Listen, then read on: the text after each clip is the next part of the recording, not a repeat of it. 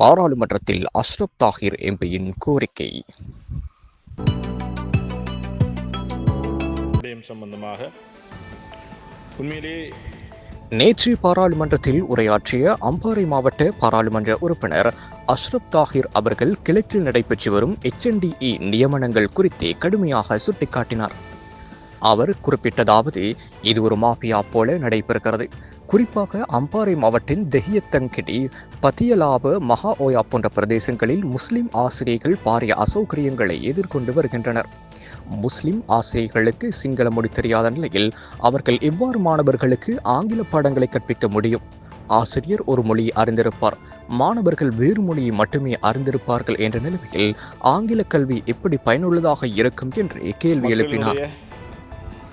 பாதுகாப்புக்கும் அவர்களுடைய இடருக்கும் பயன்படுத்துகின்றதை நாங்கள் அறிகின்றோம். எனவே இதனுடைய உருவாக்கம் சிறப்பு என்பதை தொட்டுக்கொள்வதோடு இதே போன்றதொரு பாரிய அனர்த்தம் ஏற்படுவதற்கு மிக காரணியாக இருப்பது கிழக்கு மாகாணத்தை பொறுத்தவரையிலே அம்பாறை மாவட்டம், அங்கே ஒலிவில் பிரதேசத்திலே அமையப்பட்டிருக்கின்ற ஒலிவில் துறைமுகம்.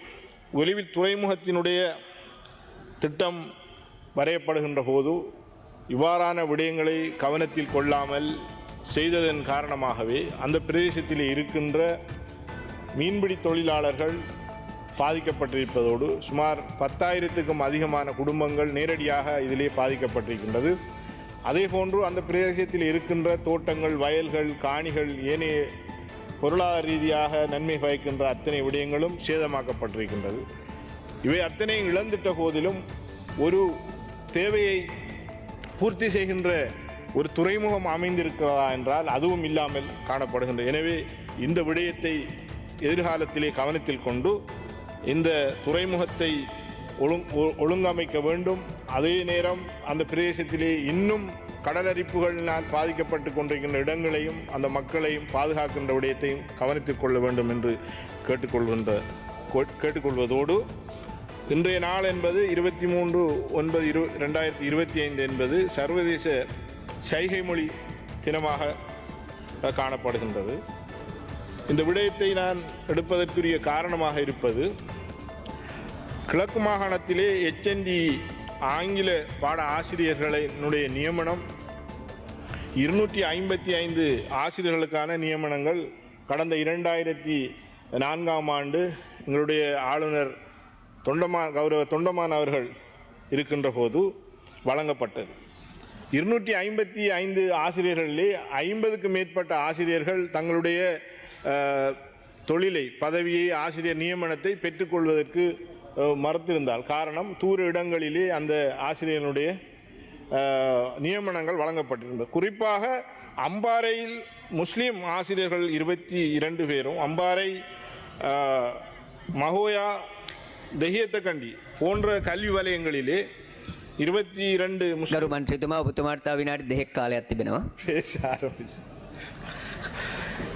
அம்பாறையில் 22ம், மகோயாவில் 7 பேரும், தெஹியத்தகண்டியில் 5 ஆசிரியர், அத்தனை பேரும் பெண் ஆசிரியர்கள். இன்றைய சைகை தினத்துக்கும் அதற்கும் நல்ல தொடர்பு இருக்கின்றது. முஸ்லீம் ஆசிரியர்கள் இவர்கள் தமிழ் மொழியின் மூலம் மொழியை மற்ற பாடங்களை கற்பிக்கக்கூடியவர்கள். சிங்கள பிரதேசத்துக்கு இவர்களுடைய நியமனங்கள் வழங்கப்பட்டிருக்கின்றது. சிங்கள பிரதேசத்தில் இருக்கின்ற மாணவர்கள் தமிழ் மொழி மூலம் ஆங்கிலத்தை எவ்வாறு கற்றுக்கொள்ள முடியும் என்கின்ற விடயத்திலே பிணரப்பட்டிருக்கின்ற ஒரு விடயமாக காணப்படுகின்றது. இதனுடைய இந்த அரசாங்கம் இதை மிக கவனமாக பார்க்க வேண்டிய ஒரு விடயமாக காணப்படுகின்றது. என்றால் இது ஒரு மாஃபியா போன்ற ஒரு வேலை திட்டம் அந்த நேரத்திலே இருந்த அரசாங்கமோ அல்லது ஆளுநரோ அல்லது அவர்களுக்கு கீழே இருந்த நிர்வாகமோ செய்திருக்கின்றது என்பதை நான் இந்த சபையிலே முன்வைக்க விரும்புகிறேன். காரணம் என்னவென்றால், இவ்வாறான இந்த மொழி ரீதியான பிரச்சனைகள் இருக்கின்ற ஆசிரியர்களை தூர இடங்களுக்கு நியமிப்பதன் மூலம் பிறகு 2-3 மாதங்களுக்கு பிறகு இவர்கள் சென்று இந்த நியமனங்களை தங்களுடைய பிரதேசங்களை கோருகின்ற போது இதற்கு பதிலீடாக இந்த நியமனங்களை மாற்றீடு செய்வதற்கு இலஞ்சங்களை பெற்றுக்கொண்டு இந்த ஆசிரியர்களை படிப்படியாக கட்டங்கட்டங்களாக அவர்களுடைய இடங்களுக்கு 3-4 லட்சங்கள் வாங்கிவிட்டு இந்த ஆசிரியர் நியமனங்களை வழங்கி இருக்கின்றார்கள் அவருடைய சொந்த இடங்களுக்கு. நாங்கள் என்ற சபையிலே கேட்பது அல்லது இப்போது இருக்கின்ற ஆளுநரிடம் கேட்பது அல்லது அவருடைய செயலாளரிடம் கேட்பது தற்காலிகமாகவது ஒரு 6 மாதம் அல்லது 1 வருடத்திற்கு அவர்களுடைய சொந்த பிரதேசங்களுக்கு இந்த ஆசிரியர்களை இடமாற்றம் செய்து தாருங்கள் என்று. காரணம் என்னவென்றால் அவர்கள் எடுக்கின்ற சம்பளம் போதாமையா இருக்கின்றது.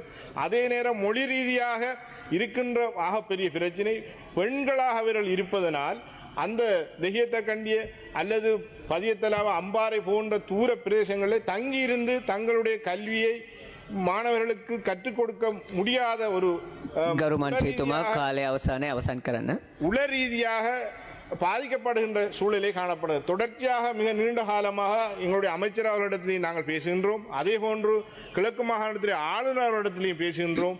எனவே 1-2 விடயங்களை அவர்கள் செய்து தந்திருந்தாலும் குறிப்பாக 40க்கும் மேற்பட்ட ஆசிரியர்கள் இவ்வாறு கஷ்டத்திலே இந்த ஆசிரியர் தொழிலை செய்து கொண்டிருக்கிறார். எனவே இந்த விடயத்தையும் இன்றைய தினத்தை கவனத்தில் எடுத்து இதற்கான அனுமதியை வழங்குமாறு இந்த சபையை கேட்டு முடித்துக் கொள்கின்றேன். நன்றி.